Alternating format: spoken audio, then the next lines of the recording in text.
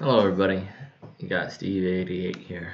Gonna do another little video. So, it's on Doom World forums, and there's a new mapper looking for some feedback on one of his maps. I don't think it's complete yet, but from what I understand, he's trying to make it better. So I'm gonna give it a little shot, try playing it, give any feedback that I have, and yeah, hopefully it'll help the mapper to improve his product.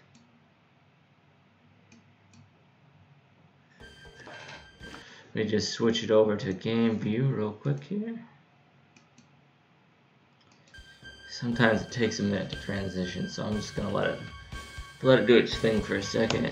Adjust the sound options. Okay. So let's test it out.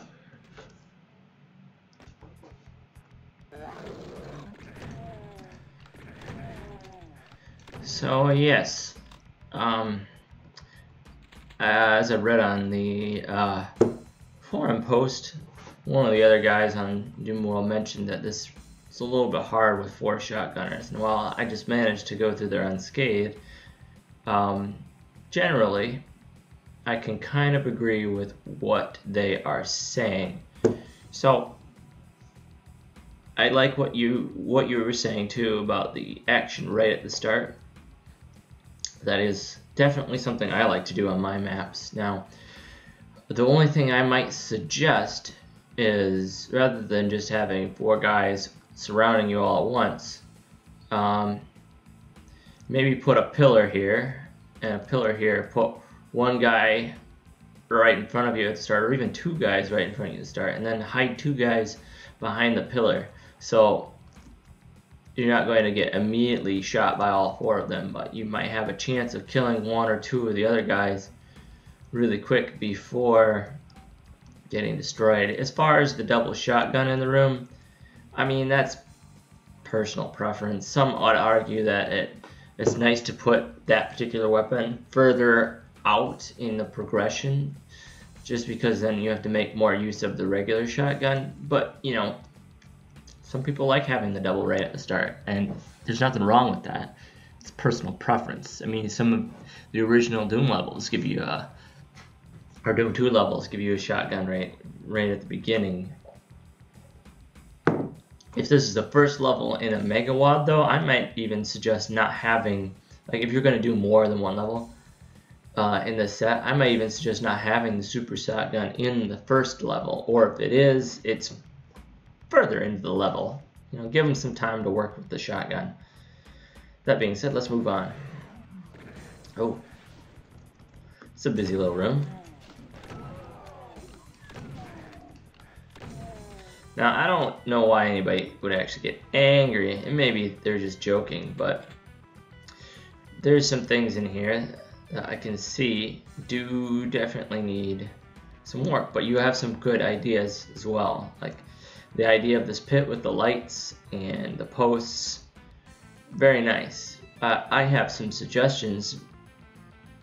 Let's go through this one by one. First thing, this particular texture, the star tan, while inherently there's nothing wrong with this texture, it's kind of the butt of a lot of jokes about new mappers using just this texture to decorate all their maps because it's the default texture in Doom Builder. Now, again, there's no problem with people using star tan. It's tastefully used in a lot of WADs. But a couple things I can see, you've got some misalignments. No big deal. A lot of my maps end up with misalignments. Easy way to fix it when you're in the editor view, the 3D mode of Doom Builder, so you can kind of see what your stuff looks like without actually having to load the game. You can go up to here and look right at your wall and hit, I think it's either A or Control A. Just point at it and click A, and I'll show you a quick mini tutorial on some of this stuff after I finish going through your level. But yeah, so again, simple things, just just moving forward, I see you did a nice little border right here around the edge of this room. That's good stuff. Suggestion I might have is you have two heights here, but you have one texture here and then the same texture here. I would say pick another texture, maybe a dark texture, so that you get this nice little, color contrast between this level and this level. And then another thing, you can do something similar to the top edge as well to give a nice border. What you may need to do though is, because right now the way you have this texture used is you got lights being cut off right into the wall. I would pick a point like right here or right here, and then put a line across all the way over to here, and then maybe come down all the way to here, go all the way to this corner over here. And then what you can do is you can make all this outside area the gray texture without the lights, and then you have a nice area within to have the lights. Another thing you can do, and a lot of people don't work on it as much, everybody does a good job with some height and variation on the floor, but this is more advanced. Some people don't ever work on the ceiling, so you can add variation to the ceiling here too. In fact, I think, this personal opinion, it'd be cool if you took this center, this square here, raised it up and made this a sky texture, so it's like an outside light coming in into your little room here. I think that would look cool. Just my opinion though. It's your map. You gotta do what you gotta do. And I would make these pillars maybe a different color, maybe a dark color. And yeah. As far as the things, you've got some hell textured things here with this body and these pillars here, but you also have kind of a tech-based theme going with all of these star tan walls and these lights and stuff. So again, there's no rules on what you can do. It's your map again, but my personal opinion is I like to use the hell and like marbles and hearts and body and gore in the hell maps, and then I like to use the tech-based items in the tech-based maps, like the tech pillar or the floor lamp. Stuff like that is very good, in my personal opinion. But again, I am not like the expert doomer. These are just opinions. Oh, yeah. So I just noticed that when I first open a door, and I'll check the other doors too, this sector here that is the door, you have the ceiling height lower than the surrounding floor height. So when I get a key, I'll show you. Kill this guy real quick. If you did it in the other ones, it might just be a mistake, a one-off. But here, let's check the blue door, see if it does it. So if it's that way, watch right here. Yeah, see how the door actually has to come through the floor? That's just because this sector's ceiling height is lower than this sector's floor height. So the ceiling height of the door sector should be the same as the surrounding floor's height. That way it's touching the floor and not below the surface. Again, you got a lot of star tan and some strange transitions with how these lights are. Again, you might be able to, like, say you put a line right here, cut that, maybe make that a different texture, put a line here and go along here to square out where these lights are, and then put just the gray plain texture around it. That way your lights look more realistic. Ooh, that's a lot of SS. So I don't really care about SS guys in if I see them in maps, but a lot of mappers, they, for whatever reason, just hate to see those guys in a non-Wolfenstein map. Got some issues going right here with your sectoring. Kind of looks like some not snapped stuff. I'm gonna look at your map in the editor after this and see if I can give any thoughts. So, because it's kind of cool, you have a light here. I would take that sector. In fact, I get rid of all these guys, make that sector brighter, make these darker, and put just the plain gray texture here. And then another cool thing you could do, you could put a door that goes all the way across right here, hide the guys in there. When they grab the key, have that door open, and then all the guys will attack them. That's one way you can do a neat little trap. So yeah, let's see if the red door does the same thing. So let's look at it. Just watch right here. Yeah, see your door is below the floor, and I'm guessing this is where you cut off because obviously this is outside of the map. So yeah, you've got some work ahead of you, but you're not off to a bad start, especially if it's your first map. I've seen a lot of worse first maps, but yeah, load your map in the editor.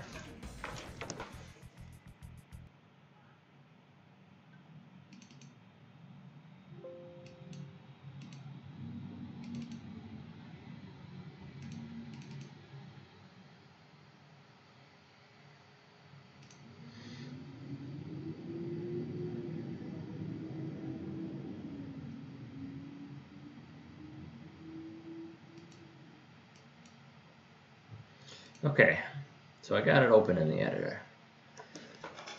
Let's see here. Did you do grid snapping? So that's snapped to the grid. Those are all snapped to the grid. That guy's not on the grid. That guy's not on a grid. Unless he's on a 4-point. Oh man, did you use a 2-point grid? Yeah. Oh wow, you got some stuff on the single point. So there's nothing wrong with that per se, but I think that makes your map construction a lot harder when you try to work without grid. So I suggest for your general layout, you go with a grid, so you end up with, you know, nice transition lines, and you can work them out a little bit better that way. Just as an example, so when I switch into 3D view, and I think the default is Q. Let's look at your door right here. So this is what I was telling you about the door height. Your door height is actually below the floor surface. You see it right here? So I'm going to click on this. So see how it's highlighted? I'm going to use the scroll wheel on my mouse to move it up. 1, 2, 3, 4. Now it's level with the floor. And the quick way you can check that is say, there's my door. Its floor height, our ceiling height is at 0. The surrounding floor height is also at 0. And what you can do is, like, this floor height is correct. You can just set your ceiling height to the floor height, and then well, bammo, your door is fixed. Oh, what the heck? Where's those lights? Floor. Oh, okay. You must have done that. You must be editing in UDMF because you're using this floor texture as this texture too. But yeah, like I was saying, you could, real quick, I'll just demonstrate. So defaults, you see the floor textures, but if you click up here, and this is Ultimate Doom Builder, so it might be different in Doom Builder X or Doom Builder 2, but I'm going to look at the ceiling heights. Now, what I was saying with regards to blocking out textures, I pick a point. I'm going to change the grid to 8. So you've got these guys right here. What I would do is I'd start here, maybe, come across to here, come up to this guy right here, come across, line it up there, that, boom. And then I would make all of these just the plain lightless gray ceiling. Let's see if I can find it. There it is. So now you've got, look, now your lights, they make sense. See, there's not lights going into your walls. And then you can actually take that whole sector there, and I would brighten it up a little bit. So now, look, it looks like you got light coming out of those. And then you've got your pit here with all those lights on the floor. I would even brighten that up more. I'd take that up right up to 160 there. Since you got light coming in from there, and you got light coming in from above, And again, these are just my suggestions. But yeah, I would stick to keeping things on the grid. What do you got going on here? I'm not sure what your goal was with that. Cool trick you can do. Straight line. Let's make a square room first. Just a quick tutorial. If you don't know how to do this, if you do, I'm sorry, but say you want a round wall. If you want this one to be round, you can click on that and then use what's called the curve tool or the curve Linedefs. And right now it's arced in this way, but I can flip it using the flip curve. And right now it's only using 2 vertice points, but if you see up here, you can increase that to as many as you want. Now there's this button right here that makes it a fixed circular curve, which means that it's going to be based on whatever this is, and the angle you choose here, it's going to try to create a perfect circle. If you don't have that selected, instead of going by a particular circle diameter, it will just say from that point of the original line to here, I want to go with 32 units, or you know, whatever number of units you want to go. You can go as many as you want. Say you want 128, which is about average width of a door. You can do that. Wow, there you go. You got a nice curved wall. It's a good tool to use. Anyways, once you finish your map, once you finish your map, I want to see it again. So keep working on it. It's good stuff, my friend. So I hope to see more from you, Padmaster.